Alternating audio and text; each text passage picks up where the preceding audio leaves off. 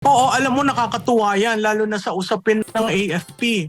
Alam mo ilang quarters na ang AFP parating number 1, number 2. So malaki ang panalig ng taong bayan sa Armed Forces of the Philippines. Dati problematic siya eh. Pero ngayon malaki ang tiwala ng taong bayan sa kanila. So tingnan rin natin sa proseso ng amnestiya, ng peace process kasi malaking bagay sa taong bayan yung ginagawa nila.